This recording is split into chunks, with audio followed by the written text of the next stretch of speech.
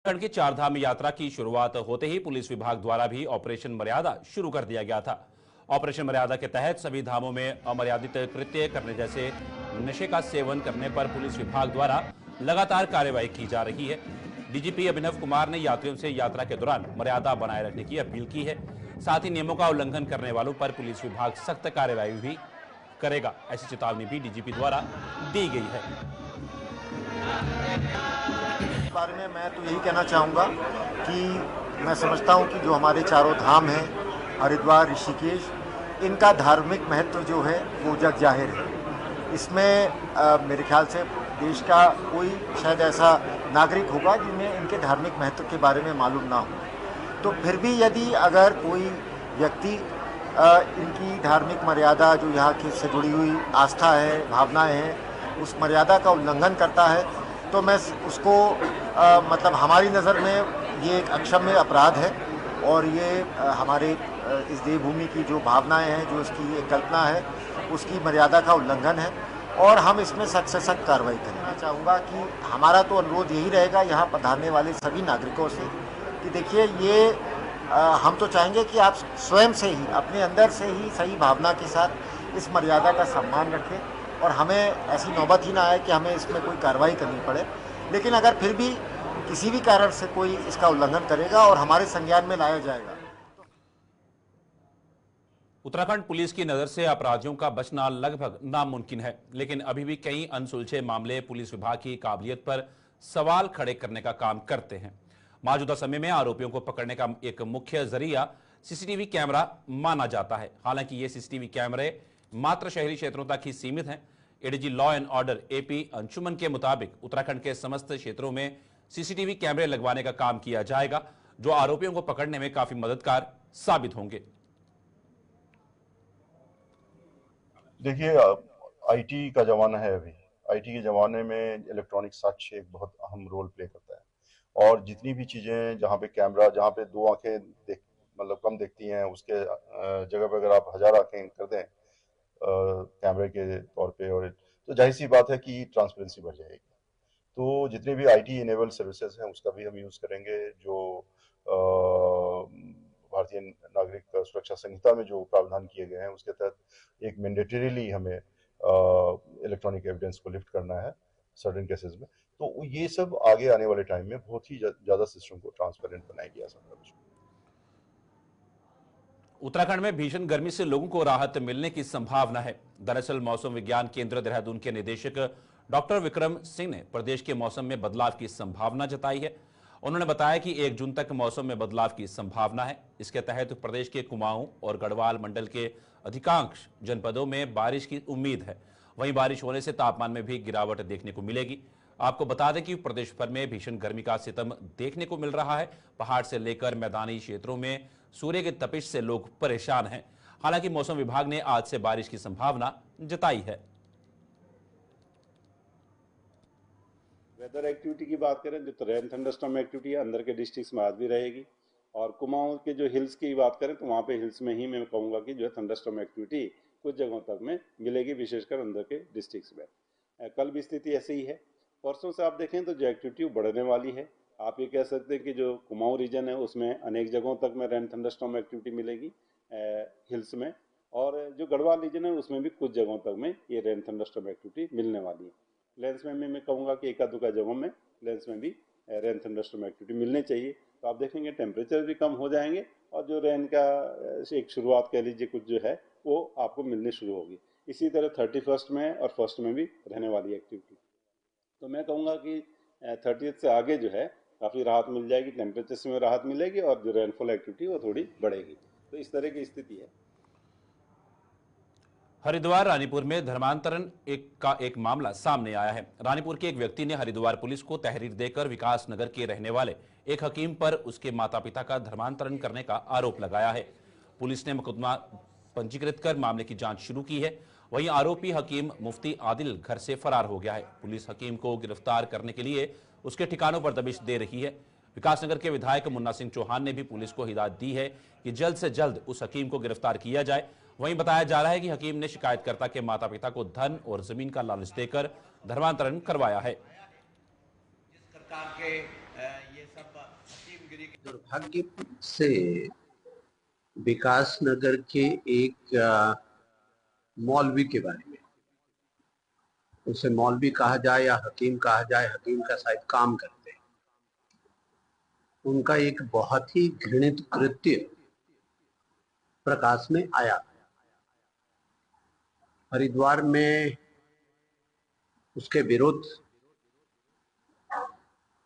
एक मुकदमा दर्ज हुआ है जिसमें कहा गया है कि विकास नगर में रह करके जिसने मुकदमा दर्ज करा उसने दर्ज कर लिखा है कि उसके माता पिता को इलाज के नाम पर उनका धर्मांतरण कराया गया। ये बहुत गंभीर बात है। उत्तराखंड में इस प्रकार के कृत्यों के लिए, कुकृत्यों के लिए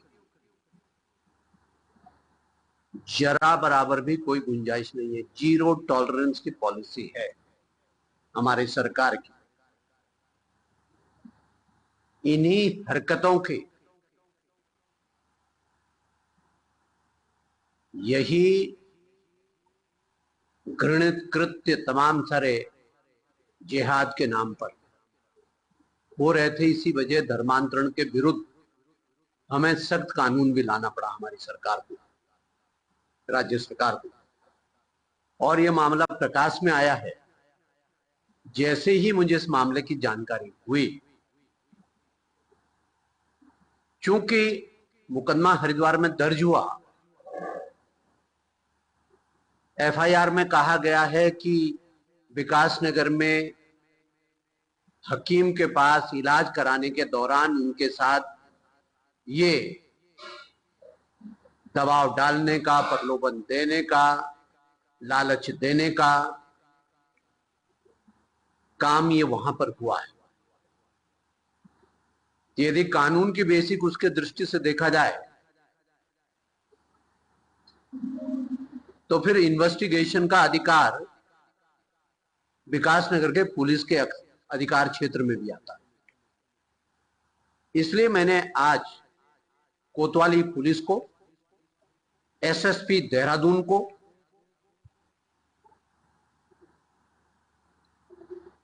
कहा है कि बहुत सख्ती से इस केस की जांच हो, बहुत सख्ती के साथ इंटरोगेशन हो। केवल इस कृत्य को अंजाम देने वाला ही नहीं, बल्कि यदि कोई संरक्षण देने वाला है, कोई सहयोगी है, तो उनको भी बख्शा ना जाए। अभी मैं बहुत गार्डेड तरीके से इस बात को कह रहा हूं कि पुलिस को बहुत सख्ती से जांच करने के लिए कहा गया। मैंने अपेक्षा की। विकास नगर की पुलिस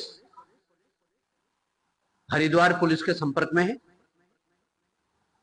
संभवतः हरिद्वार पुलिस की टीम भी आज विकास नगर पहुंच सकती है। फाइन डिटेल्स में जाने की कोई मुझे आवश्यकता नहीं है, वो पुलिस का काम है। लेकिन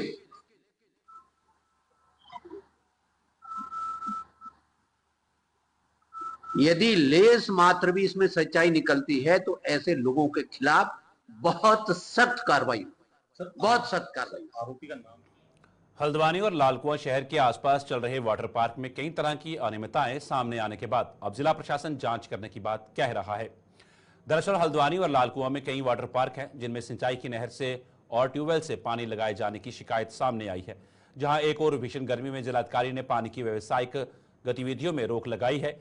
ऐसे में वाटर पार्क की शिकायत के बाद उप जिलाधिकारी परितोष वर्मा ने जल्द जल संस्थान और सिंचाई विभाग से जांच कर अनियमितताएं होने पर कार्रवाई करने की बात कही है। वहीं संचालकों को कहना है कि उनकी तरफ से सारे मानक पूरे किए गए हैं, किसी भी तरह से किसी भी प्रकार की कोई अनियमितता नहीं बरती जा रही।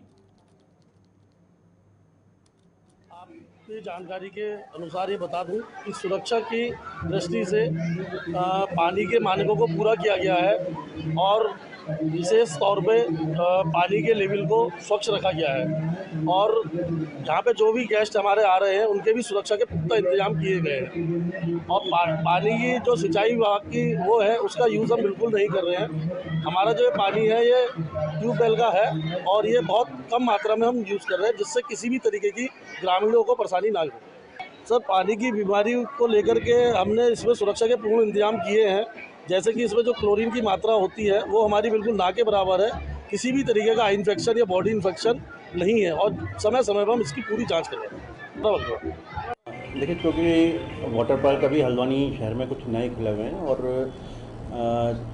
जल संस्थान को पूर्व में भी निर्देशित किया गया है कि जहाँ पे भी व्यावसायिक उपयोग पानी का हो रहा है तो उसको मॉनिटर करें और जल संस्थान को पुनः इस संबंध में निर्देशित किया जाएगा कि वाटर पार्क इत्यादि की भी जांच कर ली जाए। देखिए, इसमें जल संस्थान के माध्यम से और अगर इरिगेशन का पानी लिया जाए तो इरिगेशन के माध्यम से जांच करा ली जाएगी।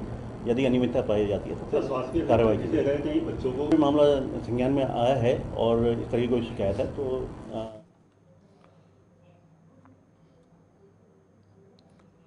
लोकसभा चुनाव के नतीजे 4 जून को आएंगे। काउंटिंग की तैयारी को लेकर एक तरफ जहां निर्वाचन आयोग अपनी तैयारियों को अंतिम रूप देने में लगा है तो वहीं दूसरी ओर बीजेपी और कांग्रेस ने भी मतगणना से जुड़ी अपनी तैयारी को तेज कर दिया है।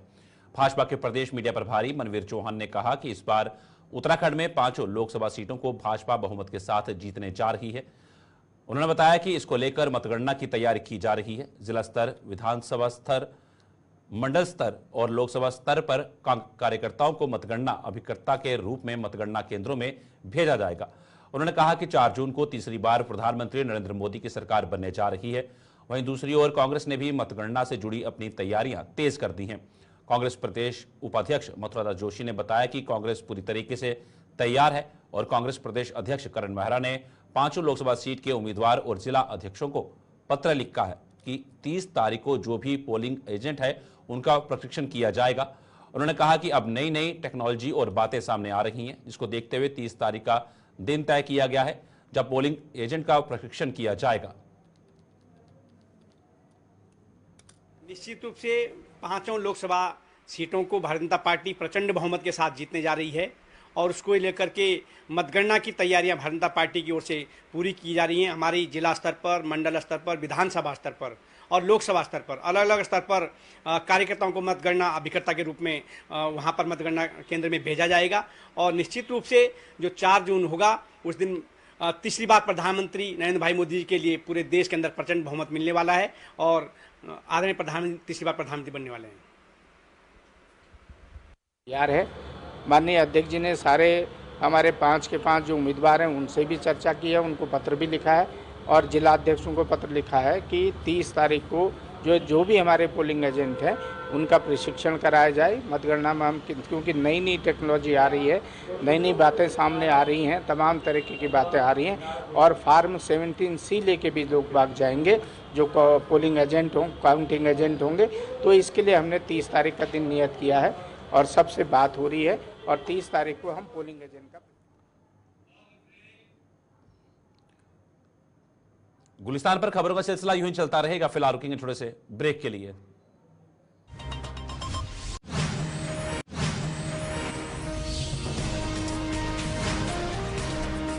पूरे वर्ष यात्रियों का आना जाना लगा रहता है, लेकिन इस समय लाखामंडल में पीने के पानी के लिए लोग तरस रहे हैं। पानी की कमी को दूर करने के लिए संबंधित विभाग के द्वारा पानी की टैंकर तो भेज दिए गए हैं, लेकिन यहां की मंडल उपाध्यक्ष भाजपा बचना शर्मा और समाजसेवी ओम प्रकाश काला का कहना है कि विभाग के ठेकेदारों के द्वारा पाइपलाइन सही तरीके से नहीं बिछाई गई है, जिस कारण यह समस्या उत्पन्न हो रही है और लोगों को पीने के पानी के लिए लंबी लंबी लाइन में लगना पड़ रहा है। उन्होंने कहा कि अगर उनकी पानी की समस्या दूर नहीं हुई तो वे आंदोलन करने के लिए मजबूर हो जाएंगे। जो है यहाँ पे पानी की समस्या कई समय से जो है चल रही है, 7-8 दिन हो गए हैं। यहाँ देश विदेश से देवभूमि लाखामंडल में पर्यटन आते हैं, 12 मास आते हैं, उनको भी यहाँ पे पानी पीने के लिए नहीं मिल पा रहा है। दूसरा आप ये देखिए कि यहाँ पे लाखामंडल में 4 लाइनें जो है सरकार ने व्यवस्था कर रखी है, 4 लाइनों का। 3 लाइनें तो यहाँ से आई है घीरे पछाड़ से लाखामंडल के लिए और एक लाइन सबसे पहले वाली जो थी वो भटार से आती है।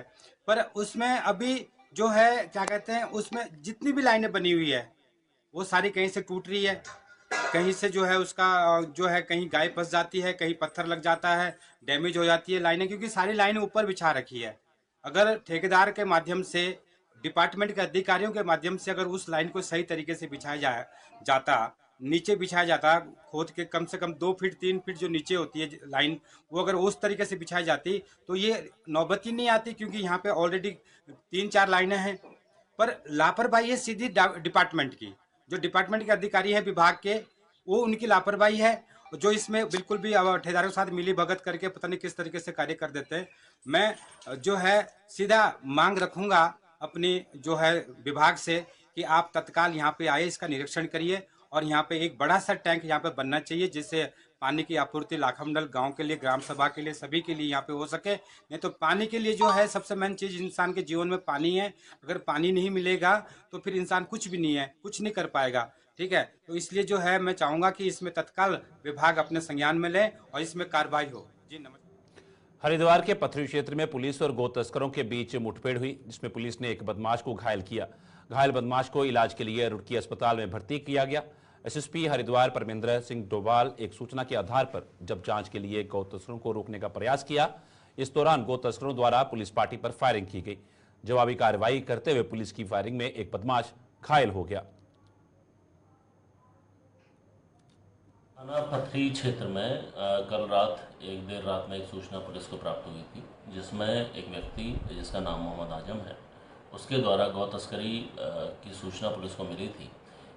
ये जो अभियुक्त है यह मुजफ्फरनगर से गैंगस्टर एक्ट में वांछित भी चल रहा है। इसको पुलिस के द्वारा तत्काल जो हमारे नाके लगा के जब चेकिंग की गई तो अलावलपुर के पास में इसके द्वारा पुलिस पर फायर झोंका गया था, जिसके द्वारा पुलिस ने तत्काल प्रतिक्रिया में कार्रवाई करते हुए इसको अरेस्टिंग की गई। इस मुठभेड़ में इसके पैर में गोली लगी है, जिसको पुलिस के द्वारा तत्काल चिकित्सालय में भेजा गया है, वहाँ इसका इलाज चल रहा है।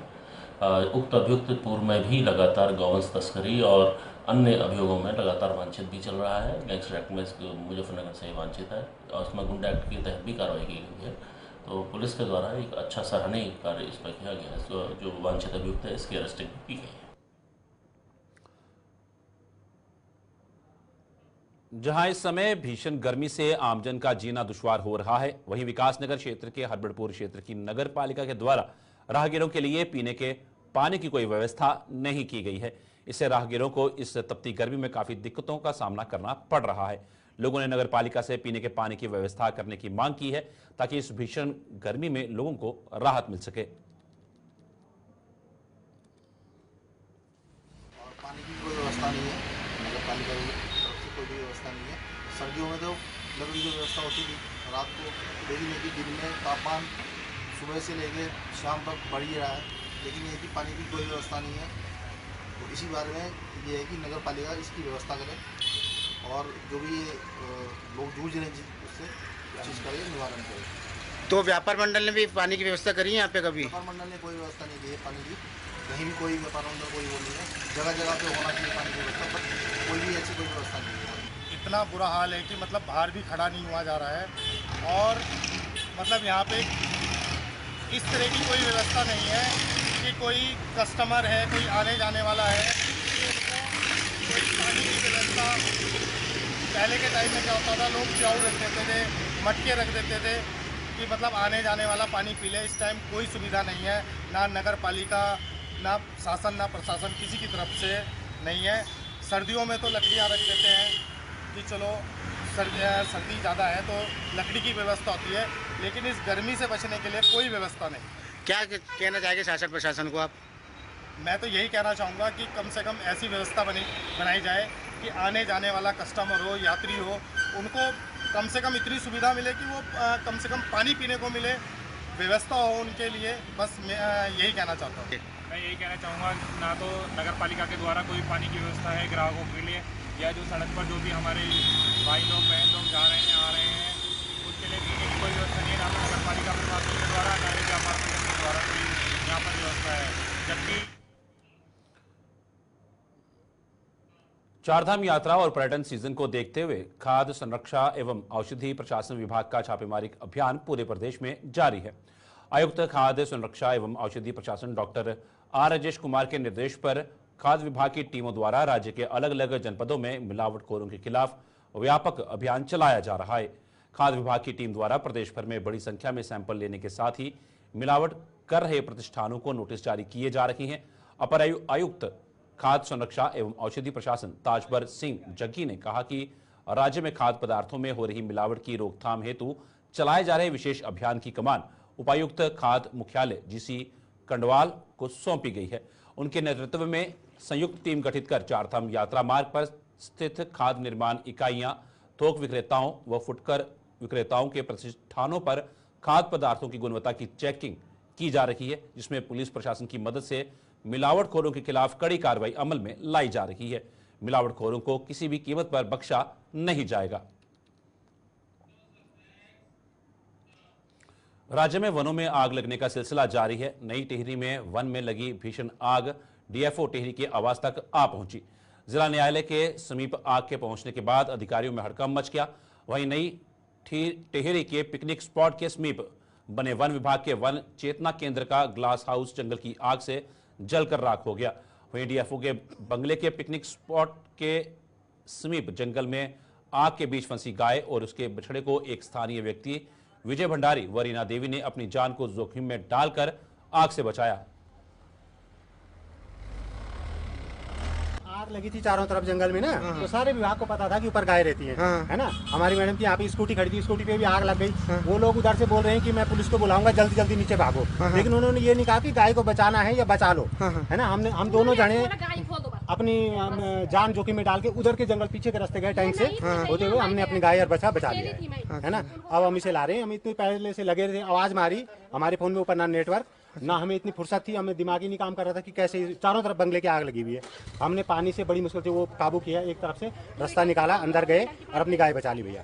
ये बहुत बड़ी बात, भगवान का सहयोग रहा हमारे साथ और गाय माता का। तो आग कब से लगी हुई थी यहाँ? आग तो मेरे ख्याल में इसमें सुबह से आग लगी है, सुबह से देख रहे हैं। ये तो जब नाक पे पहुँच गई तो तब जाके जी चलो वन विभाग का ऑफिस भी सब कोई विभाग नहीं है जागृत, सब सोए हुए। हाँ, यहाँ आदमी को खुद अपनी जान पे बचना है, बचो भाई, नहीं तो मरो। ये है। तो क्या किसकी लापरवाही मानते हैं आप? लापरवाही पूरी प्रशासन की है, किसी एक आदमी की थोड़ी ना कह सकते हम, है जी। हम ये क्यों बोलें कि डीएफओ साहब का है या उसका है, किसका पर्सनल मैटर नहीं है। हमारा मैटर था, हम अपनी चीज बचा ली बस, बाकी ये तो प्रशासन देखना चाहिए भाई। गुलिस्तान पर खबरों का सिलसिला यूं चलता रहेगा। फिलहाल उत्तराखंड की खास खबरों में इतना ही। दीजिए इजाजत, नमस्कार।